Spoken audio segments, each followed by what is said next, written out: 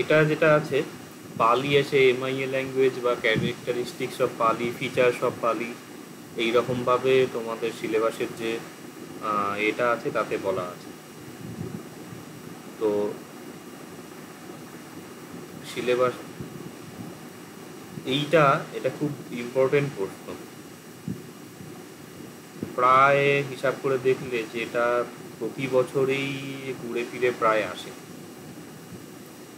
সালের যদি দেখো এখানে 19-এ এসেছে, 17 এসেছে, 12, এখানে 13 এসেছে, 10 এসেছে, পরেও হয়তো এসেছে।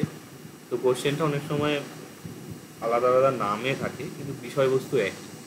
What are the main characteristics of Pali, right about the phonological and morphological characteristics of Pali, right about the linguistics features of Pali, mention the general characteristics of Pali as a MIA or middle Indo Aryan language. এইভাবে এটা একটা নোটের মধ্যেই পুরো জিনিসটা চলে আসে।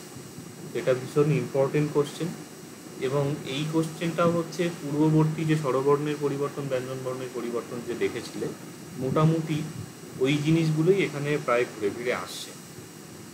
এবং তোমরা যে 32টা শর্ট নোট তৈরি করেছিলে ওইগুলোই দেখবে গোটা লিঙ্গুইস্টিক্স পোর্শনের মধ্যে আকারে প্রকারে এসে হচ্ছে।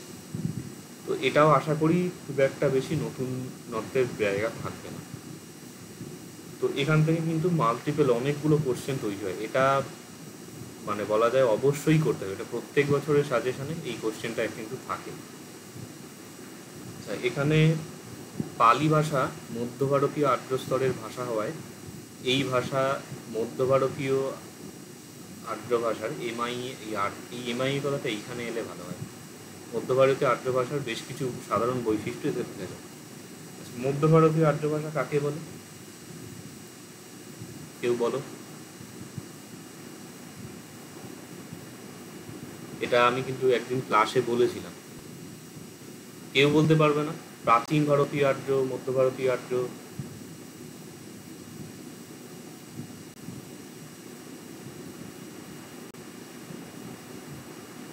আচ্ছা, ভারতবর্ষের মূলত মানে যে সময় মধ্য ভারত,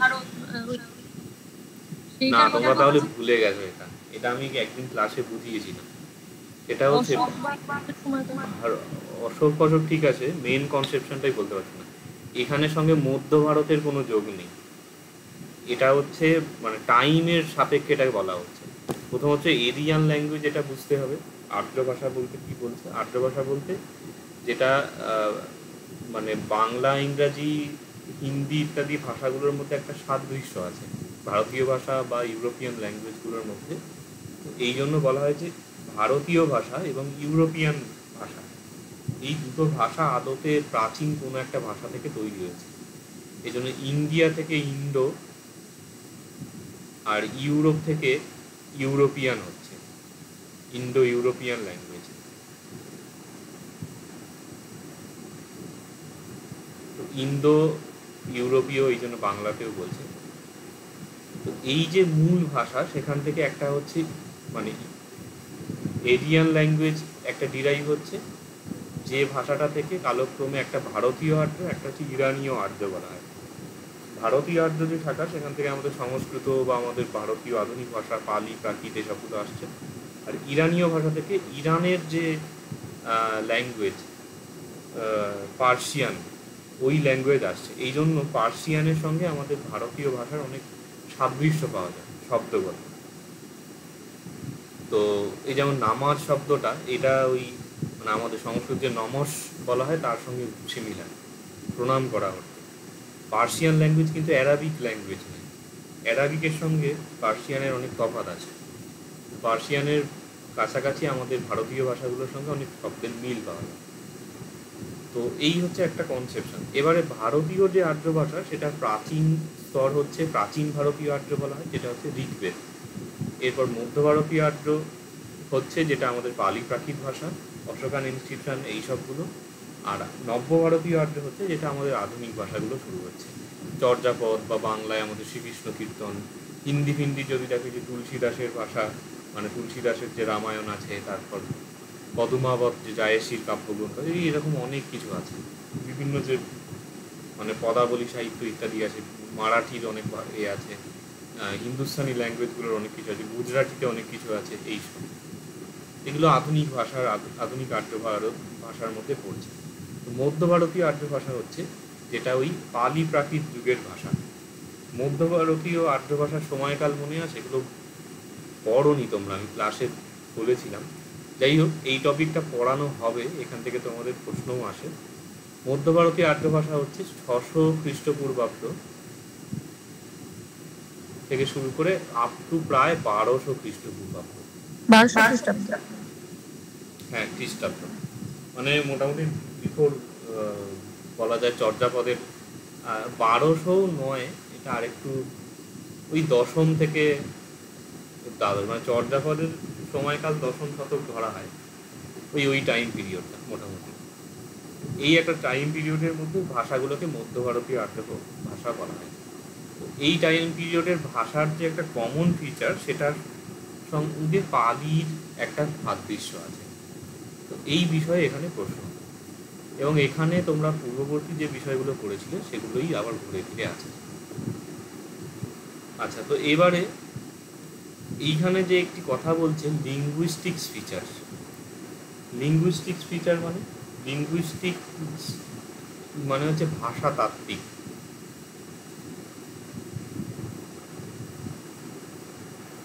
লিঙ্গুইস্টিক্স এসে শেষে স হচ্ছে, এটা বোঝাচ্ছে ভাষা বিজ্ঞান, মানে ভাষা বিষয়ক সায়েন্স। আর লিঙ্গুইস্টিক শুধু সি দিয়ে শেষ হলে হচ্ছে ভাষাতাত্ত্বিক। ভাষাতাত্ত্বিক মানে ভাষাতত্ত্ব বা ভাষা বিজ্ঞান সম্বন্ধীয়, মানে ভাষা বিজ্ঞানে যেরকমভাবে অ্যানালিসিস করা হয় সেই রকম কিছু ক্যারেক্টারিস্টিক বা সেই রকম কিছু ফিচার হলো। তো আমি বারংবার তোমাদের বলি লিঙ্গুইস্টিক্স পোর্শনে ক্লাস হবে, লিঙ্গুইস্টিক্স পোর্শনে ক্লাস হবে, সেটা হচ্ছে ভাষা বিজ্ঞান এই বিষয়ে। আর লিঙ্গুইস্টিক ফিচার মানে ওই ভাষা বিজ্ঞানে যেরকমভাবে বলা হয় সেই রকমভাবে কিছু তথ্য, সেই রকমভাবে কিছু বৈশিষ্ট্য। লিঙ্গুইস্টিক ফিচার যখন বলা হচ্ছে, এবং এখানে দুটো টার্ম আছে, ফোনোলজিক্যাল টার্ম, মরফোলজিক্যাল টার্ম। এই দুটো শব্দ মিনিং কেউ বলতে পারবে? বা ফোনোলজি, মরফোলজি শব্দগুলো শুনেছ? সিনট্যাক্স, সিম্যান্টিক্স, এই শব্দের অর্থগুলো কেউ শুনেছ? সিনট্যাক্স মানে তো শোনা উচিত। সিম্যান্টিক্স, এই শব্দগুলো কেউ শোনোনি?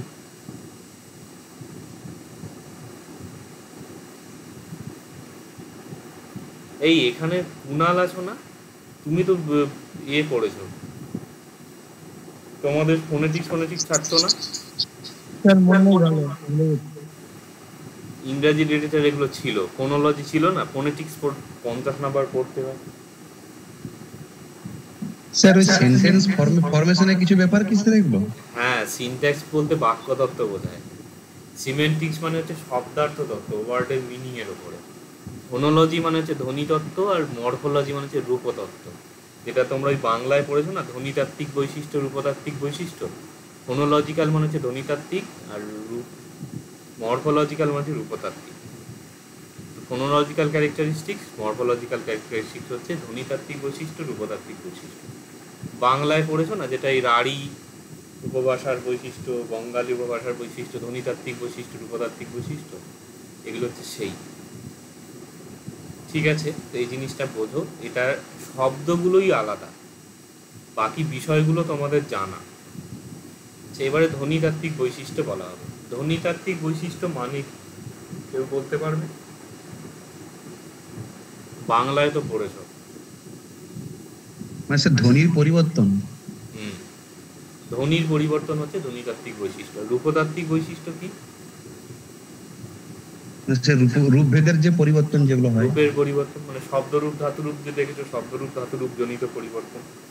এবার এইসব পরিবর্তনের কিছু কিছু তোমরা কিন্তু ওই 32টা যে শর্ট নোটের মধ্যে পেয়েছো, যেমন ডুয়াল নাম্বার ইন পালি, মাগধিজম ইন পালি, তারপরে অ্যানালজি, এইখানের মধ্যে দেখবে ওই রূপতাত্ত্বিক পরিবর্তনের কিছু কিছু বিষয় ওখানে আছে। অকারান্ত ইকারান্ত হয়ে যাচ্ছে, এইসব জিনিসগুলো ছিল। ধ্বনিতাত্ত্বিক পরিবর্তনের মধ্যে যে বিষয়গুলো আছে এগুলো আগে থেকে অলরেডি তোমরা দেখেছো, আমি একটু ছুঁয়ে ছুঁয়ে যাবো, ডিটেলসে বলবো না। পালিতে অ আ হসে যে সব স্বরবর্ণ 8খানি আছে। সংস্কৃতের ওই পালিতে এ বা ই হয়, ও পালিতে ও বা উ হয়, ডি অ ই উ হয়, ডি উ হয়। এ পুরো জিনিস আগে আছে, এটার আর এক্সপ্লেন করার দরকার নেই। পালিতে 25টি স্পর্শবর্ণ আছে, এইসব আছে। 4টি অন্তস্থ বর্ণ, উষ্মধ্বনি, মূর্ধন্য ল, আর হচ্ছে তালব্য মূর্ধন্য স, এইটা পরিবর্তন হয়। বিশেষ হচ্ছে বিশেষ, এই হলো। এখানে বিসর্গের পরিবর্তন আছে। বিসর্গ পালিতে কি হয়, ও হয়, এ হয়, সমীভবন হয়। এখানে সব এক্সাম্পল দেওয়া আছে, একই এক্সাম্পল, পুনর থেকে পুনঃ, নর থেকে নর, দুঃখ, পুরো, এই আগের দিনেই পড়লে। আচ্ছা, যুক্তাক্ষরের পরিবর্তন, এই যুক্তাক্ষরে আগে দীর্ঘস্বর হর্ষ হয়। এছাড়া মাত্রাপূরক দীর্ঘিগমনের কথা এখানে বলা হচ্ছে। তো পাত্র, পত্ত, আত্মা, আত্মা, এখানে দেখো পাটা প হলো, আটা অ হলো, হর্ষ হচ্ছে যুক্তাক্ষরের আগে। আর এখানে হচ্ছে হর্ষ, হর্ষ, হাস, বল্ক, বক্ষ, বাক। এটা এক্সপ্লেন করতে পারবে কেউ, মাত্রাপূরক দীর্ঘিগমনে কি হচ্ছে? অমৃতা? কোনটার করবো বলুন? এই যে হর্ষ, হর্ষ, হাস। হর্ষ, হ্যাঁ পারবো, বলবো। হুম। হ প্লাস অ প্লাস র প্লাস মূর্ধন্য ষ প্লাস অ, হর্ষ। সেখান থেকে হস্য মানে হচ্ছে হ প্লাস অ প্লাস দন্তের স প্লাস দন্তের স প্লাস অ। আর সেখান থেকে হচ্ছে হাস মানে হচ্ছে হ প্লাস আ প্লাস স প্লাস অ। হুম। কি, সেটা তো ঠিক আছে, পরিবর্তনটা কি হলো? আচ্ছা, ওই এখানে যুক্তাক্ষরের আগে যে দীর্ঘ স্বরটা সেটা হ্রস্ব হয়েছে বলতে চাইছে। হ্যাঁ, এখানে আর হ আছে, হ আছে, হটা হা হলো, ব হ্যাঁ, আছে, ব আছে, বটা বা হলো। হলো। বা সিমিলার ধরো সিংহ ছিল, এটা হলো সিংহ, সি থেকে দীর্ঘই হলো, এটা আদতে কি দীর্ঘী ভবন হলো। এবং লেনদেনই। মাত্রা পূরক বলছে কি না, এখানে যদি হর্ষ থেকে এটা হ স হয়ে যেত তাহলে হটা হর্ষ স হয়ে যেত। এখানে বল্ক থেকে যদি ব ক হয়ে যেত তাহলে এটা হর্ষস্বর, হর্ষস্বরটাকে ওই জন্য দীর্ঘ করে দিচ্ছে। এই হলো বিষয়। আর একটা বিষয়, এটা লিঙ্গুইস্টিক্স, এটা খুব সুন্দর কনসেপশন আছে, মিনিমাল পেয়ার বলতো, মিনিমাল পেয়ার বলে। এটা কনসেপশন হচ্ছে দুটো শব্দ এমনভাবে রাখা হয় যেখানে পুরোটা সেম, একটা জায়গায় আলাদা। ধরো কাল আর খাল, এটাকে যদি বর্ণ বিশ্লেষণ করো তাহলে এটাতেও ক আ ল অ, এটা খ আ ল অ, তাহলে কটা আলাদা আর খটা আলাদা, বাকি পুরোটা এক। চেঞ্জের জায়গায় কোথায়? একদম এইখানে শুরুর জায়গাটা চেঞ্জ হচ্ছে। এইখানে তোমাদের লিঙ্গুইস্টিক্সের মধ্যে বর্ণ বিশ্লেষণ করলে ঠিক আছে, কিন্তু পার্টিকুলার কোনখানে চেঞ্জ হচ্ছে ওটাকে তোমাকে আইডেন্টিফাই করতে হবে, এই জন্য বর্ণ বিশ্লেষণ করা। এখানে আমি যেটা বললাম হটা হা হচ্ছে, এইটা হলো পরিবর্তন। আত্মাতে কি হচ্ছে, এখানে আটা অ হচ্ছে, এটা পরিবর্তন। পাটা প হচ্ছে, এটা পরিবর্তন। তয়রফলাটা তয় তয় হচ্ছে, এটাও একটা পরিবর্তন, কিন্তু এটা প্রাসঙ্গিক না। এখানে প্রসঙ্গ হচ্ছে স্বরবর্ণের দীর্ঘীভবন, এইটা এখানে এক্সাম্পল দেওয়া হচ্ছে। যুক্তাক্ষরের পরিবর্তনের কথা এখানে উল্লেখ করা হয়নি, বোঝা গেল তো? এই জিনিসগুলো একটু চেষ্টা করে বুঝে পড়া। এরপরে বলছে যুক্তাক্ষর বিষম ব্যঞ্জন সাধারণত সমীভূত হয়, সমীভবনের পরিবর্তন বলছে। এছাড়া কখনো কখনো স্বরভক্তি বা বিপর্যয়, এই টার্মগুলো তোমরা আগে পড়েছো। ধর্ম, ধম্ম, এই সব এক এক্সাম্পল। একটা ওই শব্দ পরিবর্তনের মানে 32টা শর্ট নোট যে আছে ওগুলো ভালো করে তৈরি করলে এখানে নতুনত্ব কিছু থাকবে না, জানা জিনিস। সমীভবনের উদাহরণ এখানে দেখো, স্বরভক্তির উদাহরণ সেই ওই আগেও ছিল এগুলো রত্ন রত্ন কার্য কার্য পদ্ম পদ্ম। আবার বিপর্যয়ের উদাহরণ এখানেও দেখো ওই আগের এক্সাম্পলগুলোই আছে, সদ্য সয়েহ, মধ্যাহ্ন মধ্যাহ্ন, জিহ্বা জিহ্বা।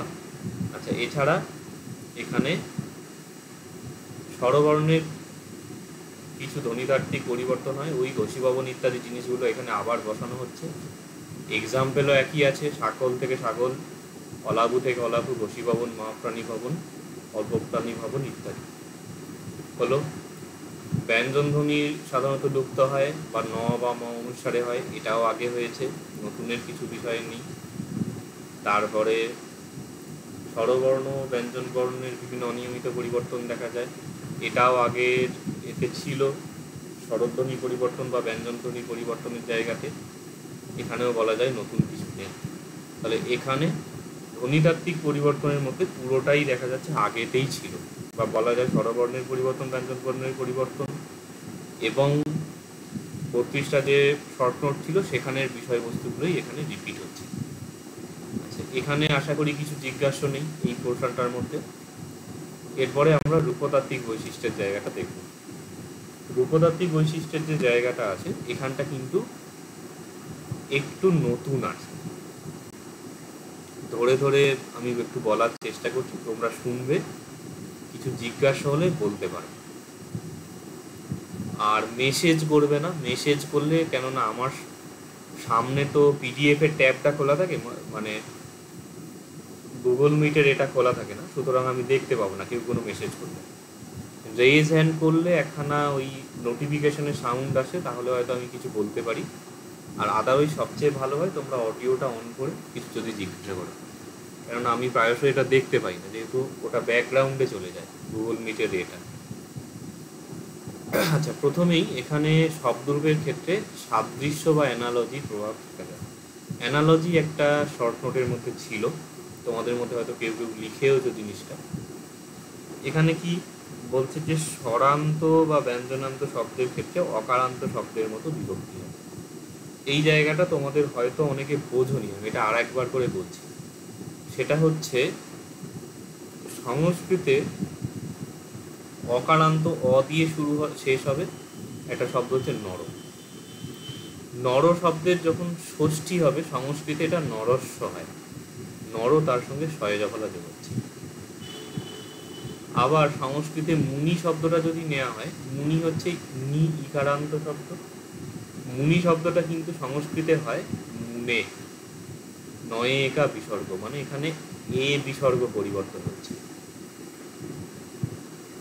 নর শব্দের ক্ষেত্রে শয়ে জফলা পরিবর্তন হচ্ছে, মুনি শব্দের ক্ষেত্রে এ বিসর্গ হচ্ছে। সাধু শব্দ যদি নেওয়া হয়, সাধু শব্দ ষষ্ঠীতে সাধক হচ্ছে, এখানে ও বিসর্গ হচ্ছে।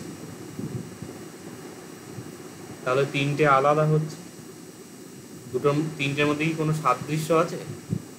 এখানে সাদৃশ্য নেই। কিন্তু পালিতে কি করছে, পালিতে নর শব্দের সঙ্গে যুক্ত হচ্ছে শয়ে শয়ে, মুনি শব্দের সঙ্গে এখানেও জুড়ে দিচ্ছে শয়ে শয়ে, আবার সাধু শব্দ তার সঙ্গে জুড়ে দিচ্ছে শয়ে শয়ে।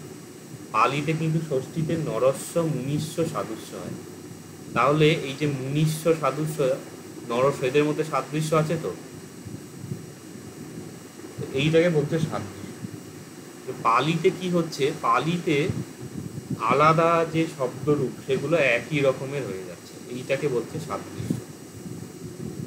তো এইখানে উদাহরণ দিয়েছে সংস্কৃতের, এখানে দেখো এইটা একটু সরে গেছে শিফট হয়ে, এইখানে এইটা এইখানে আসবে, সংস্কৃত এখানে যাবে, এটা পালি হবে।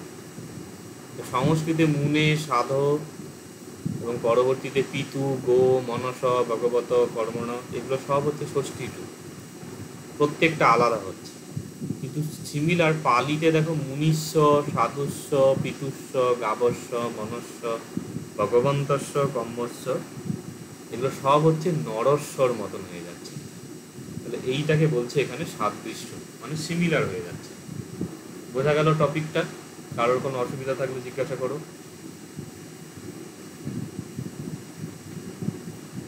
তোমাদের অনেকেই বুঝতে না পারলেও জিজ্ঞাসা করো না, বা হয়তো হতে পারে মানে অনলাইন ক্লাস চালিয়ে দিয়ে হয়তো ঘোরাফেরা করছে, স্যার একটা জিনিস বলছেন স্যার, মনীষ্য শব্দটা তো আমি প্রথমবার শুনলাম, সেবারে তো মনোয় টনয় শুনেছিলাম।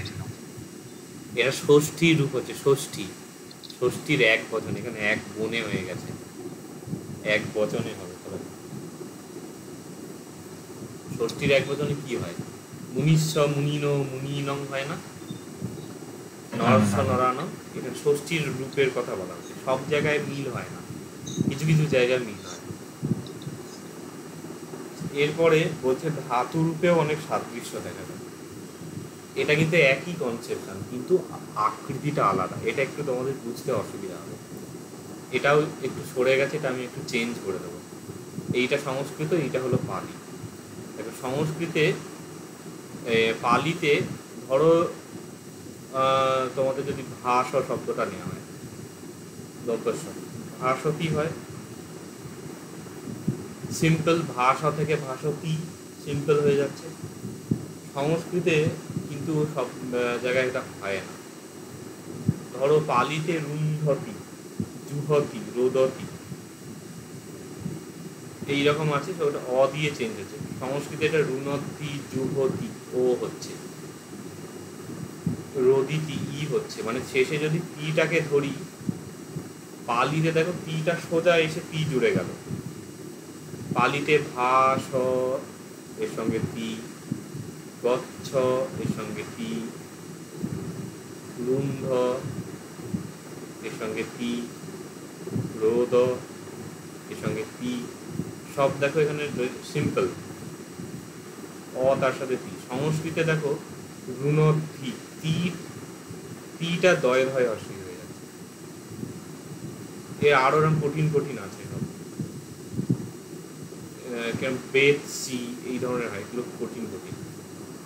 ত হয়ে গেল এখানে, জুহতি হয়কার হয়ে যাচ্ছে, রোদিতি হর্ষই হয়ে যাচ্ছে। আলাদা তো, এটা সিমিলার নয়, কিন্তু পালিতে রুন্ধতি, জুহতি, রোদতি এগুলো সব সিমিলার, একই রকম। এইটা হলো এখানে ধাতু রূপের ক্ষেত্রে সাদৃশ্য, সিমিলার ফরমেশন হচ্ছে। বোঝা গেল? এরপরে বলছে পালিতে চতুর্থী এবং ষষ্ঠীর মতো পঞ্চমী ও তৃতীয়, চতুর্থী ষষ্ঠীর মতো পঞ্চমী তৃতীয়ার মধ্যে। পালিতে এটা তোমরা জানো, চতুর্থী ষষ্ঠী একই হয়, মুনিশ্চ মুনিনম, তৃতীয়া পঞ্চমী মুনিনা মুনিভি একই ধরনের হয় পালিতে। এখানে সেই কথাটাই বলা হচ্ছে, কিন্তু সংস্কৃতে আলাদা, এটা প্রত্যেকটা এইদিকে সরে গেছে। এটা এখানে, এটা এখানে হবে। সংস্কৃতে কিন্তু মুনয়ে মুনিভ্য, মুনে মুনিভ্য, চারখানা পুরো আলাদা, মানে প্রায় আলাদা, চতুর্থী এবং পঞ্চমী। কিন্তু পালিতে প্রায় একই ধরনের হয়। তো অনুরূপে বলছে ধাতু রূপেতেও পরস্ময়ী পদের স্থলে আত্মনেপদ, আত্মনেপদের স্থলে পরস্ময়ী পদের প্রয়োগ হয়। আচ্ছা, পরস্ময়ী পদ আত্মনেপদ ব্যাপারটা কেউ জানো?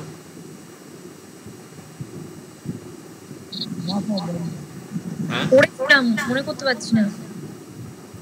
আচ্ছা, সংস্কৃতে বা পালিতে তোমরা যে ক্রিয়াপদের রূপ পড়ছো, ধরো এই যে পালিতে লভতি আছে, লভতি ধাতু রূপ কি হবে বর্তমানকালে? কেউ বলো দেখি। লব ধাতু।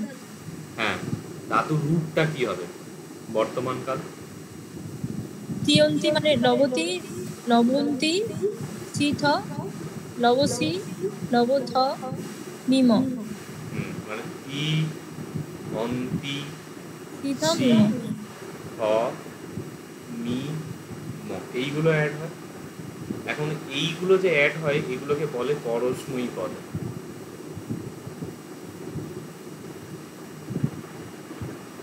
পরস্ময়ী পদ বলার একটা তাৎপর্য হচ্ছে, এইগুলোর একটা জেনারেল অর্থ হচ্ছে যে পদগুলো পরের উদ্দেশ্যে প্রয়োগ হয়। আর এর আর একটা ভ্যারিয়েন্ট হয়, সেটা হচ্ছে তে, অন্তে, সে, অবহে, এ আর মহে। সিমিলার। তাহলে লভতি হচ্ছিল, আর একটা হয় লভতে। এগুলো খুব রেয়ার হয়, এই জন্য এগুলো শেখানো হয়।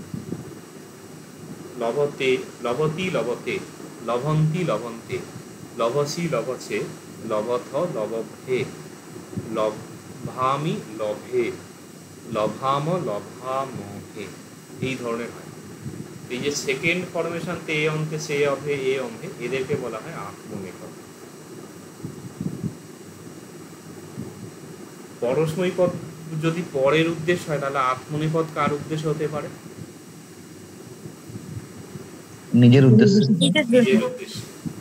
তো এইটা মজা হচ্ছে পূজার সময়তে যারা একটু পূজার ব্যাপারগুলো জানে তারা ভালো বলতে পারবে। যখন সংকল্প হয় তখন পূজা পুরোহিত জেনারেলি গৃহস্থের উদ্দেশ্যে, যজমানের উদ্দেশ্যে পূজা করে। তো সেখানে তাহলে পরের উদ্দেশ্যে পূজা হচ্ছে পূজা কর্মাহং করিষ্যামি। এই করিষ্যামি যেটাই আমি হচ্ছে মি মি, এটা ভবিষ্যৎকালে স্বামী হচ্ছে না, আমি পরের উদ্দেশ্যে পূজা করছি। কিন্তু যদি পুরোহিত কেউ যদি নিজের উদ্দেশ্যে পূজা করে তখন সেটাকে করিষ্যে বলতে হয়। করিষ্যে এ দিয়ে হচ্ছে, মানে আমি আমার জন্য করছি। এইখানে হলো এই কনসেপশন। এই পরস্মৈ পদ এবং আত্মনেপদ বলা হয়। তো দুটো ফরমেশন হয়। তো সংস্কৃতে এটা স্ট্রিক্টলি হয়, মানে যেখানে তি হবার মানে পরস্মৈ পদ তি হবে, যেখানে তে হবে আত্মনেপদ সেখানে তেই হবে। পালিতে গিয়ে হলো এদিক ওদিক রিভার্স হতে থাকে, এটার জায়গায় ওটা, ওটার জায়গায় ওটা যথেচ্ছভাবে লিখে দেওয়া হবে। তো সংস্কৃতে যেখানে লভতে সেখানে পালিতে লভতি হচ্ছে, সংস্কৃতে যেখানে ইচ্ছামি সেখানে পালিতে ইচ্ছে হচ্ছে। আচ্ছা, লভতে কোন জাতীয় পদ, পরস্মৈ পদ না আত্মনেপদ বলো দেখি? আত্মনেপদ। আর লভতি? পরস্মৈ পদ। তাহলে এখানে যেটা আত্মনেপদ ছিল সেটা পালিতে চেঞ্জ হয়ে গেল পরস্মৈ পদ। আচ্ছা, ইচ্ছামি কি জাতীয় পদ? পরস্মৈ পদ। পরস্মৈ পদ। আর ইচ্ছে? আত্মনেপদ। তাহলে এখানে পরস্মৈ পদ থেকে আত্মনেপদ, তাহলে আত্মনেপদ থেকে পরস্মৈ পদ হচ্ছে, পরস্মৈ পদ থেকে আত্মনেপদ, রিভার্স হতে থাকছে, এদিক ওদিক সাইড বাই সাইড রিয়াকশনের। তো এই হলো এখানে বিষয় হলো। এটা একটু লিখে রাখো, যে জায়গাগুলো তোমাদের অজ্ঞাত সেগুলো লিখে রাখা উচিত। আর যদি লিখে না রাখো তাহলে রেকর্ডিং দেখার সময় লিখে নিতে পারো।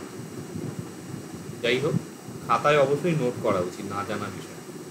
এরপরে সংস্কৃতে লুট, লোট, আশির লিং পদগুলির প্রয়োগ হয় না, এর পরিবর্তে বর্তমানা, অদ্যতনী, হস্তনী, ভবিষ্যন্তি, পরোক্ষায় 5টি কালবাচক রূপ এবং পঞ্চমী সপ্তমী কালাতিপত্যে এই ভাববাচক রূপের প্রয়োগ হয়।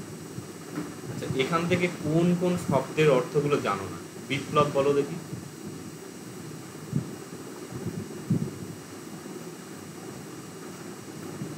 হ্যালো? হ্যাঁ স্যার বলুন, কোনটা স্যার? হ্যাঁ, এই যে লাইনটা পড়া হলো এটা আশা করি দেখা যাচ্ছে। এখান থেকে কোন কোন শব্দের অর্থগুলো জানো না? এটা পড়ো, বাক্যটা উন্নয়ের বাক্যটা দিয়ে বলো যে এই শব্দটার মানে আমি জানি না।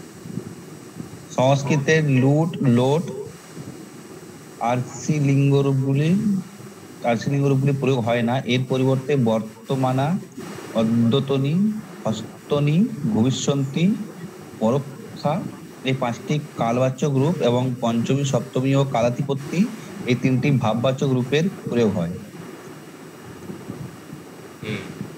বলো।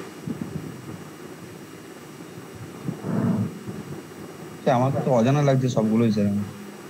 কোনটা জানো না সেটা বলতে হবে না। সংস্কৃত শব্দের অর্থ জানো তো, তারপর রূপগুলির প্রয়োগ হয় না এটা জানো, পরিবর্তে মানে জানো, এই 5টি কালবাচক রূপ এর মানে জানো, এই 3টি ভাববাচক রূপের প্রয়োগ হয়, মুড বলা হচ্ছে এখানে, টেন্স আর মুড। কালবাচক রূপ মানে টেন্স বোঝাচ্ছে, ভাববাচক মানে মুড হয়েছে, এগুলো জানো। তাহলে এর অতিরিক্ত কোনগুলো জানো না সেটা তো বলতে হবে। আচ্ছা, লুট, লোট, আশা লিঙ্গরূপগুলি, আচ্ছা আশির লিঙ্গরূপগুলি প্রয়োগ হয় না। লোট মানে জানো, আশির লিঙ্গ মানে জানো। হ্যাঁ, আশির লিঙ্গরূপ যায় না। বাকি বর্তমানা মানে স্যার এটা কি বর্তমানেরই কোনো কিছু রূপ স্যার এটা? আচ্ছা, হ্যাঁ বর্তমানে। আচ্ছা, এই শব্দগুলোকে যদি পালিতে করা হয় কি হবে?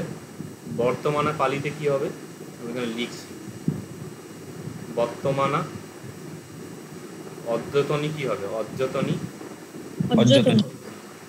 ইয়স্তনী কি হবে? ইয়ত্তনী। ভবিষ্যন্তি কি হবে? ভবিষ্যন্তি। ভবিষ্যন্তি দন্তস্ব দন্তস্ব। পরোক্ষা। আচ্ছা, এইগুলোর মধ্যে কোন কোনগুলো জানো? বর্তমানা মানে জানো? স্যার বর্তমানে মানে স্যার বর্তমান সময়ের কথা বলা হচ্ছে কি স্যার? এগুলো কিন্তু তোমাদের পড়ানোর সময় বলা হয়েছে। বর্তমানা মানে হচ্ছে প্রেজেন্ট টেন্সটাকে বর্তমানা বলা হয় না, তোমাদের নোটেই তো লেখা ছিল বোধ হয়। প্রেজেন্ট টেন্সে যে তিয়ন্তি শীত মিম এগুলোকে বলে বর্তমানা। অদ্যতনী অতীতকালকে বলে না অদ্যতনী। ভবিষ্যন্তি ফিউচার টেন্স। কিয়ত্তনী আর পরোক্ষা হচ্ছে অতীতকালের একটা স্পেশাল ফরমেশন। এগুলো তোমাদের অতটা পাঠ্য নেই বলে, মানে অতটা প্রয়োগ হয় না বলে দেখানো হয়। তাহলে এইগুলো হচ্ছে টেন্স, 5 রকমের টেন্স হচ্ছে পালিতে। এটা প্রেজেন্ট টেন্স, এটা ফিউচার টেন্স, আর বাকি যে 3টে অদ্যতনী হস্তনী পরোক্ষা, মানে অদ্যতনী হিয়ত্তনী পরোক্ষা বলে, এগুলো হচ্ছে অতীতকালের রূপ। তার মধ্যে অদ্যতনীটা তোমরা পড়েছো, এটা ই ইনসু ই ইথ ই ইম। বোঝা গেল? তাহলে বর্তমানা মানে কি? বিপ্লবী লুট। বলবে। বর্তমানে মানে সে লুট হবে তাহলে? লুট কেন হতে যাবে? আমি পালির কথা বলছি, মানে বর্তমানা বলতে কি আচ্ছা। বোঝায়? বর্তমান মানে সে বর্তমান কালকে বোঝাচ্ছে। হ্যাঁ, মানে পালির যে তিয়ন্তি শীতমিম ওইটা টেন, মানে হ্যাঁ হ্যাঁ, মানে তিয়ন্তি শীত মিম ওই ওই পোর্শনটা। আচ্ছা, অদ্যতনী মানে? অদ্যতনী মানে সে অতীত কালকে বোঝাচ্ছে, মানে ওই রস্যই ইংসু ই ইংসু ই ইথ ইমহ। ভবিষ্যন্তি মানে? মানে ভবিষ্যৎ কালকে বোঝাচ্ছে, মানে ঈশ্বতি ঈশ্বন্তি ঈশ্বসি ঈশ্বত ইসামি ইসাম। হ্যাঁ। আর এই হস্তনী পরোক্ষ এগুলো তোমরা এখনো পড়োনি, এগুলো হচ্ছে এক্সট্রা ফরমেশন, এগুলো খুব রেয়ার ইউজ হয়। এখানে ক্লিয়ার হলো। আচ্ছা, এবারে পঞ্চমী সপ্তমী কালাধিপতি। পঞ্চমী সপ্তমী মানে এটাও ক্রিয়ারূপ। পঞ্চমী ক্রিয়ারূপ কোনগুলো? তু অন্ত হিত মিম। আর সপ্তমী এইও এইয়ুং এই আসি এই আতো এই আমি এই আমি হয়ে গেল। আচ্ছা, কালাতিপত্তি হচ্ছে এখানে এক্সট্রা একটা রূপ, যেটা তোমরা পড়োনি, এটা মানে খুব রেয়ার। তাহলে হস্তনী পরোক্ষা এই 3টে হচ্ছে তোমাদের অজানা জিনিস। বাকি বর্তমানা তোমরা জানো, অদ্যতনী জানো, ভবিষ্যন্তি জানো, পঞ্চমী সপ্তমী 5টা যে ভার্বের ফরমেশন সেগুলো পড়ে। আচ্ছা, এখানে যেগুলো আছে এগুলো সংস্কৃতের ক্ষেত্রে নতুন। লুট লোট আশীর্লি। লুট লোট আশীর্লি কোনগুলো, এগুলো অমৃতা বলতে পারবে? ভুলে গেছি। ভালো। আচ্ছা, লুটের ব্যাপারটা হচ্ছে এগুলো একটুখানি লিখে রাখবে, বছর একদম না জেনে মুখস্থ করলে খুব মুশকিল। আচ্ছা, লোটের ব্যাপারটা হচ্ছে লোট ইকুয়ালস টু পালির যেটা পঞ্চমী। পঞ্চমী মানে কি? তু অন্তু হিথ মিম, এটাকে সংস্কৃতে লোট বলে, এটা লিখে রাখ। পালির যেটা পঞ্চমী সেটাকে লোট বলে। আচ্ছা, পঞ্চমীর কি অর্থ হয় মনে আছে? সো করো তু, তে করো তু, না আদেশ আদেশ অনুজ্ঞা করা। বুঝালে। আদেশ অনুজ্ঞা বোঝায়। লোট হচ্ছে ওটা সিমিলার সংস্কৃত ভাষা হলো, এটা লিখে রাখো। আচ্ছা, এরপরে আরো কয়েকটা আমি এক্সট্রা লিখে দিচ্ছি যেগুলো ভবিষ্যতে কাজে লাগতে পারে। আচ্ছা, পালিতে যেটা আমাদের ভবিষ্যৎ হচ্ছে, ভবিষ্যৎ কাল, সেটাকে সংস্কৃতে বলে ঋট। ভবিষ্যৎকে বলে ঋট, মানে ওই ঈশ্বতি ঈশ্বন্তি হলো। পালিতে যেটা আমরা বর্তমানা বলছি, মানে তিয়ন্তি শীত, সেটা সংস্কৃতে বলে লট। এগুলো খাতায় লিখে রাখো, এই টার্মগুলো কালে ভদ্রে লিঙ্গুইস্টিক্স পোর্শনেই কাজে লাগবে। বর্তমান কাল যেটা বর্তমানা, তাকে সংস্কৃতে বলছে লট। এই হলো। আচ্ছা, এবারে যে ইয়েটা পাওয়া যাচ্ছে আমাদের পালিতে, যে সপ্তমী ফরমেশন হচ্ছে।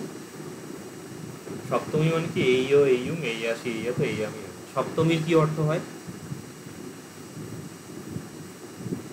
সপ্তমী এসো করে তে করে, এটা হতাম, যদি এটা হতো বা যদি এটা করে, সম্ভাবনা ইত্যাদি, সামর্থ্য সম্ভাবনা। হ্যাঁ, এটাকে সংস্কৃতে বলে বিধি লিঙ্গ। এইটা শব্দটা পরে প্রয়োগ করে, বিধি লিঙ্গ। আচ্ছা, আরো কয়েকটা আছে এখানে। তার মধ্যে একটা হচ্ছে যেটা এখানে পেলে লং, লুম,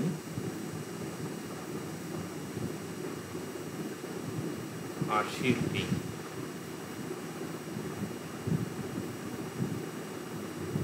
আচ্ছা, লং যেটা হচ্ছে সেটা হচ্ছে পালির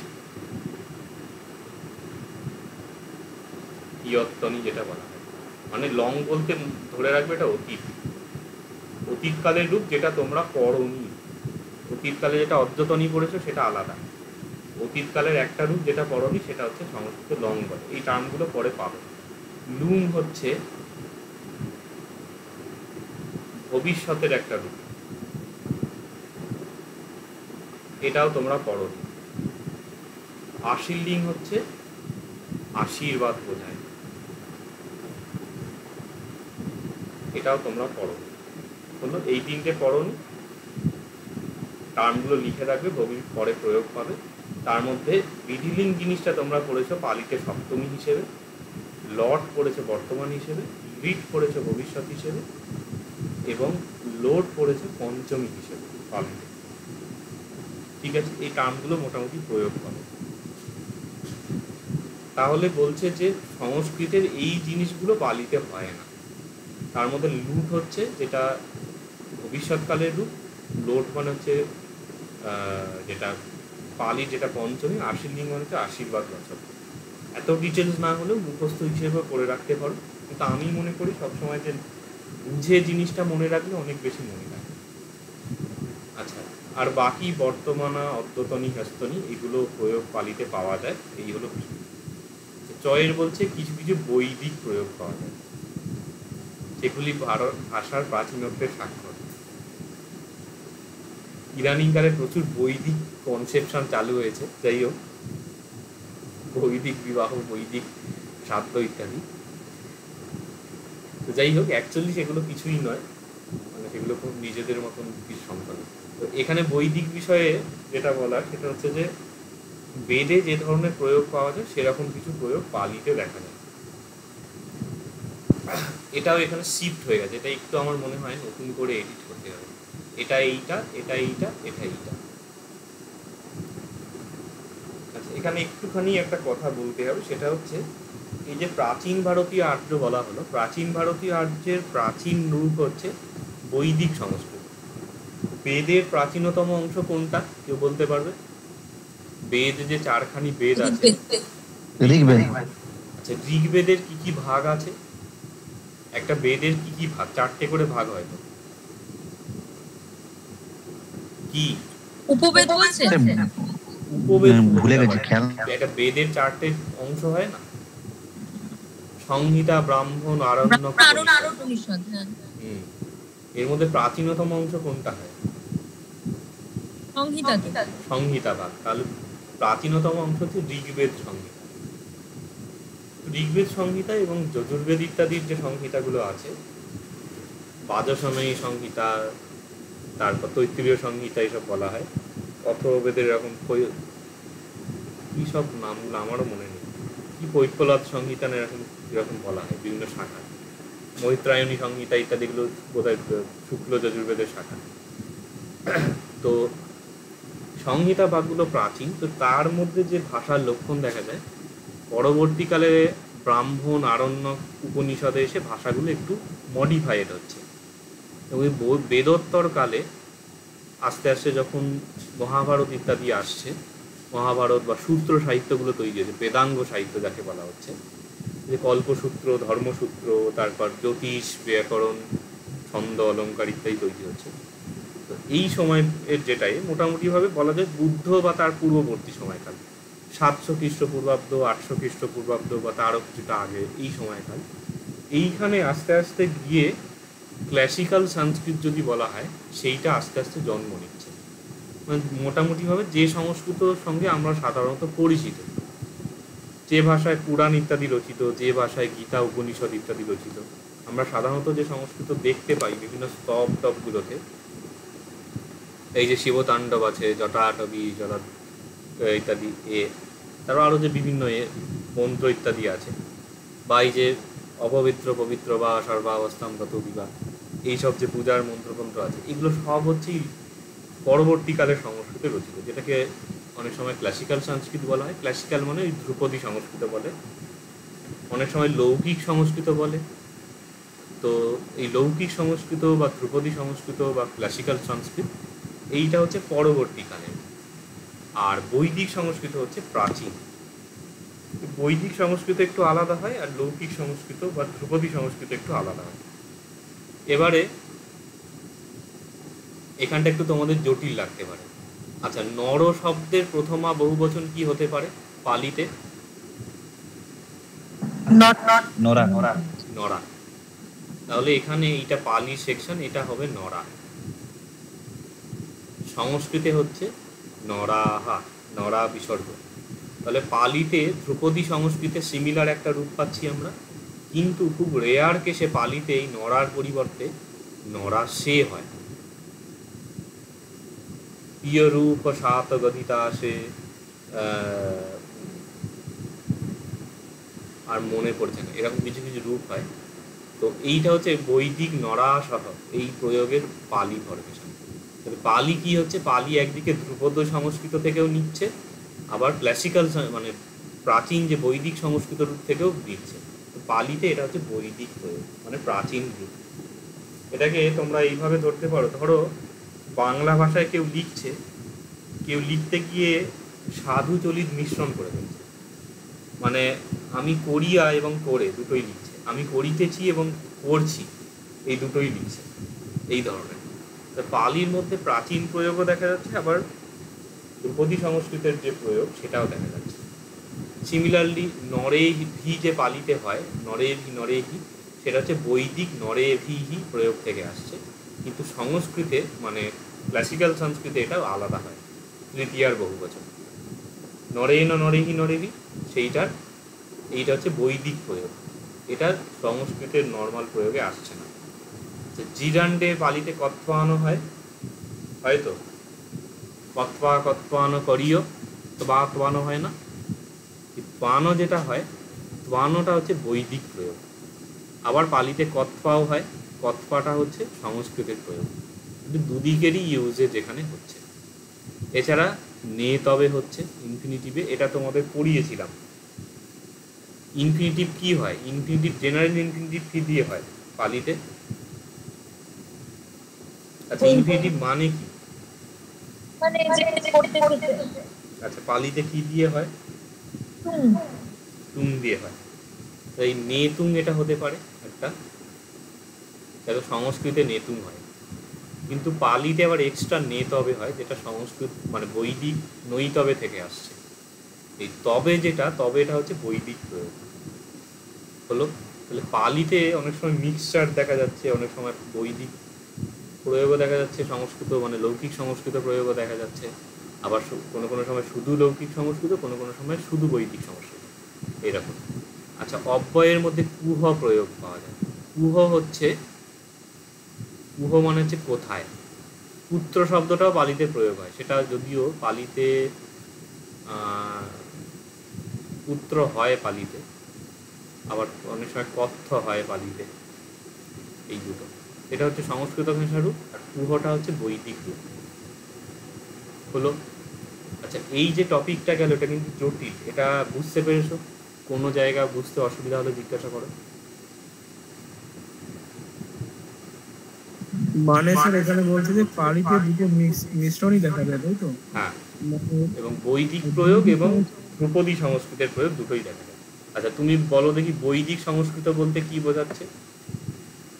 বৈদিক সংস্কৃত বলতে প্রাচীন যে সংস্কৃত সেটা। আর লৌকিক বা ধ্রুপদী সংস্কৃত মানে? মানে যে লোকের মানে সবার মুখে যেটা প্রচলিত কথা সেটা। না, ঠিক তা না, মানে পরবর্তীকালে। আচ্ছা, পরবর্তীকালে। ঠিক আছে। আর এখানের এক্সাম্পলের জায়গাটা বুঝতে পারলে যে পালিতে এদের মতনও রূপ হচ্ছে, আবার ওদের মতনও রূপ হচ্ছে, এটা হলো বিষয়বস্তু। স্যার বলছিলাম ক্লাসিক্যাল সংস্কৃত তাহলে কোনটা স্যার? ক্লাসিক্যালটা কিন্তু ধ্রুপদী সংস্কৃত বলছে। আচ্ছা, দেখো, এটা আমি নিচে একটু দেখাচ্ছি ফাঁকা জায়গা। সেটা হচ্ছে বেদ একটা জিনিস, বেদ কার লেখা?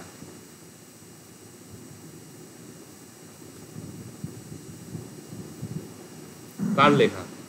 বেদ তো অনেকে মিলে লিখেছেন।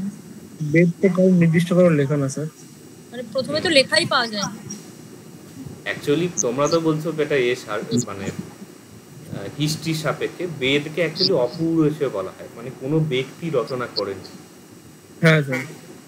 এর লজিকটা হচ্ছে, ধরো আমরা বলতেই পারি যে নিউটন মাধ্যাকর্ষণ শক্তি গ্র্যাভিটি আবিষ্কার করেছিলেন, তিনি আবিষ্কার করেছেন, কিন্তু গ্র্যাভিটিটাকে সৃষ্টি করেননি, তিনি কনসেপশনটা বললেন।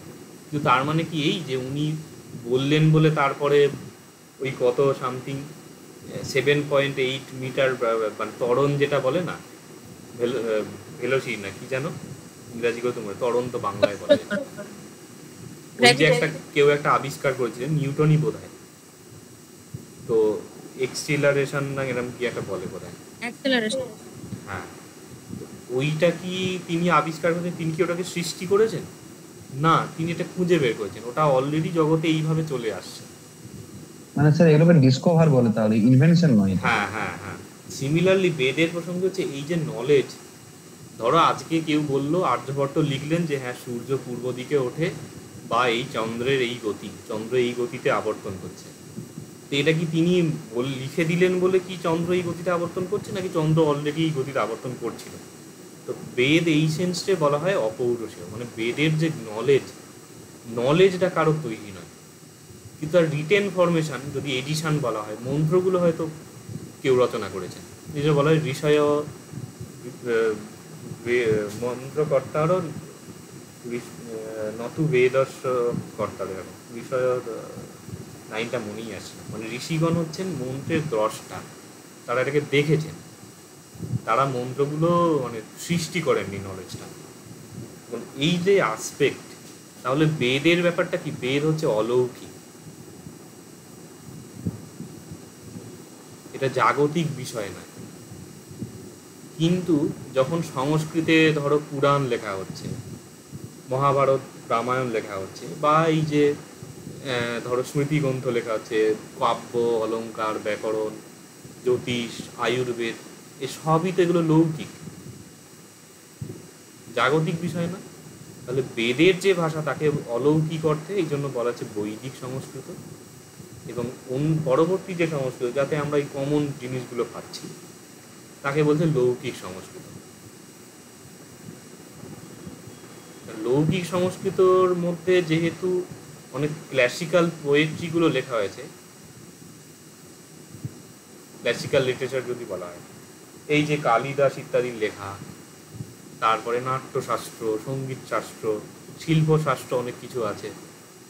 আজকেই আমি কিছুটা বই ডাউনলোড করলাম, ময়ামতম, তারপরে এরকম শিল্পরত্নম, এরকম সব মানে কীভাবে বাস্তুবিদ্যা বা মূর্তি ইত্যাদি কীভাবে বানাতে হবে সেই সবের বই, তো এরকম অনেক কিছু আছে। এমনকি চৌরপঞ্চাশক বলে গ্রন্থ আছে, চুরি বিদ্যার বই, পাক দর্পণ আছে, রান্নার মানে পাক শাস্ত্র, আরও এসব আছে, জ্যোতিষ, অশ্ববিদ্যা, হস্তিবিদ্যা, তারপরে কামশাস্ত্র, রত্ন পরীক্ষা, এইসব নানান রকম বিষয়। যাই হোক, এগুলো সবই ক্লাসিক্যাল লিটারেচারের মধ্যে পড়ছে, এইগুলোকে বলছি ক্লাসিক্যাল সংস্কৃত, এবং ক্লাসিক্যালের এটাকে বাংলায় বলতে ধ্রুপদী সংস্কৃত বলে। হলো, তাহলে এই লৌকিক বা জাগতিক আর একটা অতি জাগতিক বা বৈদিক, দুটো আলাদা সংস্কৃত এবং দুটো ভাষার মধ্যে তারতম্য আছে। বোঝা গেল বিষয়? আচ্ছা, আর কিছু আছে? তাহলে লাস্ট টপিকটা পড়াবো। আচ্ছা, পালিতে মূলত অক্ষরবৃত্ত ছন্দ, যেমন বক্ত্র, ত্রিষ্টুপ, পুষ্পিতাগ্রা, অপরবক্ত ইত্যাদি ছন্দ, এবং কিছু মাত্রাবৃত্ত ছন্দ যেমন আর্যা, বৈতালীয় ইত্যাদি ছন্দের প্রয়োগ হয়।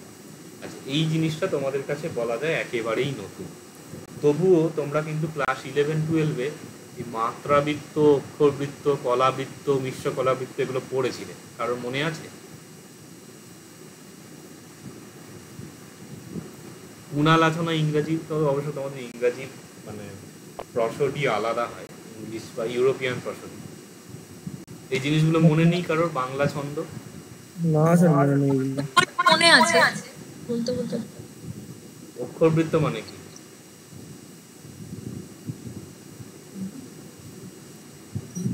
তোমাদের থেকে আমার স্মৃতিশক্তি মনে হয় ভালো, কিন্তু আমার প্রায় তোমরা আমার সমবয়সী, 1 বছর এদিক ওদিক হবে, কিন্তু ভুলে কি করে গেছো? যাই হোক, একটুখানি বলে রাখি, কেননা তোমাদের এগুলো পাঠ্য আছে, মানে ছন্দ পড়ানো হবে। তো অক্ষরবৃত্তর ব্যাপার হচ্ছে, অক্ষর মানে কি?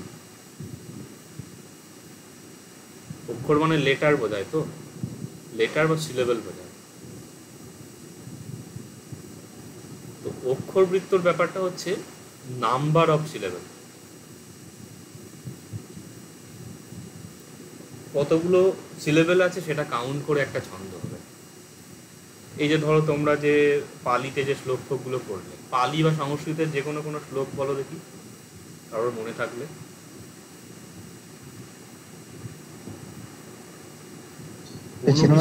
বিনেতি এতে ন কিলোশানিতি বিনয়। ওটা ওটা শ্লোক না, প্রসিদ্ধ কোনো শ্লোক বলো না।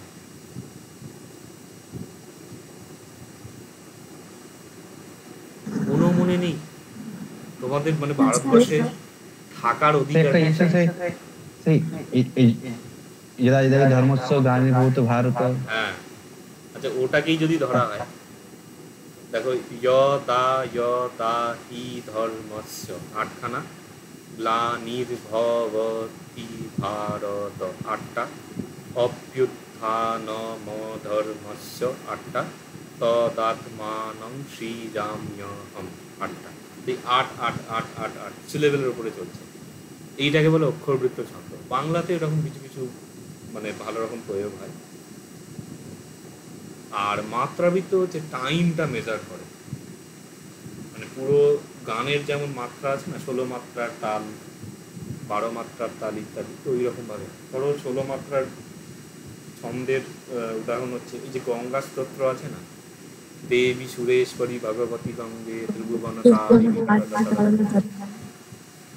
এইখানে এটাকে যদি মানে এখানে হাতে তালি বাজিয়ে দেখালে সবচেয়ে ভালো হতো, যে 16 মাত্রার যে ছন্দ হয় না, তালের যারা তবলা ফবলা বা গান শিখেছে জানো, এই ত্রিতালে যেমন 16 মাত্রা হয়, ধা দিন দিন ধা ধা দিন দিন ধা না তিন তিন না থেকে দিন দিন ধা, 16টা বিট পড়ছে। বিট মাত্রা মানে বিট বোঝায়।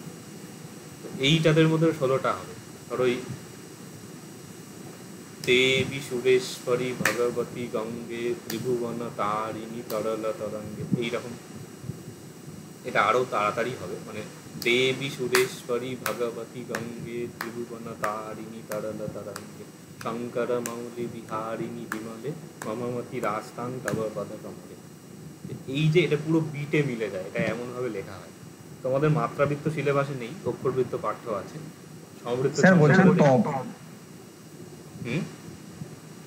তবলা বাজাবার সময় কি এটা ইউজ করা হয় স্যার? হ্যাঁ, এতো বিট গুলো চলে না। 12 মাত্রার 16 মাত্রার সাইকেলে চলে, একটা আবর্তন। 12 মাত্রা ছন্দ ধরো চৌতাল আছে, ধা ধা দিন দা কিটে দা দিন দা তিরে কিটে গদি, এরকম। কার বা 8 মাত্রার, দাদরা 6 মাত্রার, এরকম সব আছে।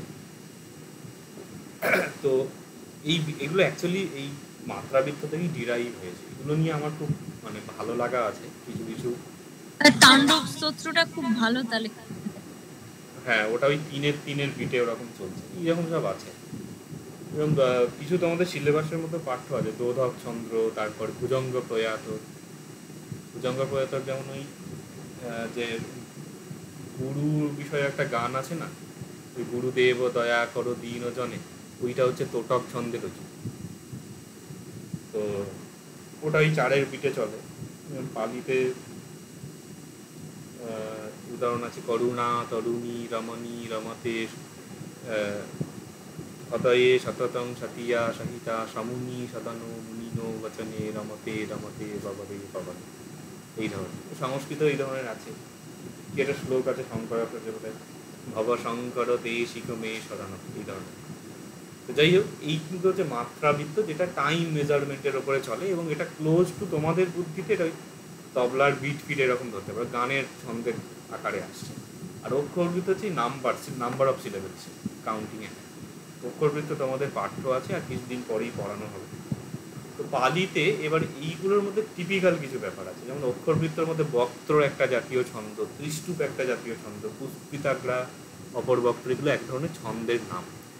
এগুলো কেমন ধরনের ছন্দ ইত্যাদি সেগুলো অনেক ডিটেলসের বিষয়, তোমাদের না জানলেও চলবে। তো ত্রিষ্টুপ বা বক্ত্র কিছুটা তোমরা একটা ছোঁয়া পাবে, আর বাকি আর্যা বৈতারীয়গুলো অতটা তোমাদের পাঠ্যের মধ্যে নেই। এই হলো পালি ছন্দের হিস্ট্রি পড়তে গিয়ে ত্রিষ্টুপ অনুষ্টুপ এই ছন্দর নামগুলো পেয়েছে কোথায়? হিস্ট্রি মানে পালির হিস্ট্রি। ত্রিষ্টুপ অনুষ্টুপটা কোথায় পেলে? আচ্ছা, ওই সূত্র নিপাতে কোথায় ছিল? সূত্র নিপাতে ত্রিষ্টুপ ছন্দ, অনুষ্টুপ ছন্দ, এই নামগুলো তো বোধহয় আছে, পুষ্পিতগ্রা, অপরবক্ত্র, বৈতালীয়, ছিল। হ্যাঁ এই নামগুলো ছিল। তারপর তোমরা দেখবে পূজার অনেক মন্ত্রে এই ছন্দের উল্লেখ থাকে, যেমন আসন শুদ্ধির মন্ত্র আছে, ও মৎস্য আসন ও গবেষণা মন্ত্রস্য মেরু পৃষ্ঠ ঋষি সুতলং ছন্দ কুর্ম ঋষি। সুতল ছন্দটা কিরকম জানি না। তারপর আরও ওই মাতৃকা মন্ত্রস্য, অনুষ্টুপ ছন্দ, তারপর কোথায় ত্রিষ্টুপ ছন্দ, এরকম সব উল্লেখ থাকে। তো এই গায়ত্রী ছন্দ এইরকম হয়। গায়ত্রী তো পালিতেই পাবে তোমরা, গায়ত্রী ছন্দের উল্লেখ আছে, অনুষ্টুপ ছন্দ আছে, ত্রিষ্টুপ ছন্দ পাঠ্যক আছে, জগতী ছন্দ আছে। তো এখানে এই হলো বিষয়। তো এখান থেকে টোটাল এই জায়গাটা হলো, মানে ক্যারেক্টারিস্টিক্স অফ পালি। এখান থেকে কোনো জিজ্ঞাসা আছে?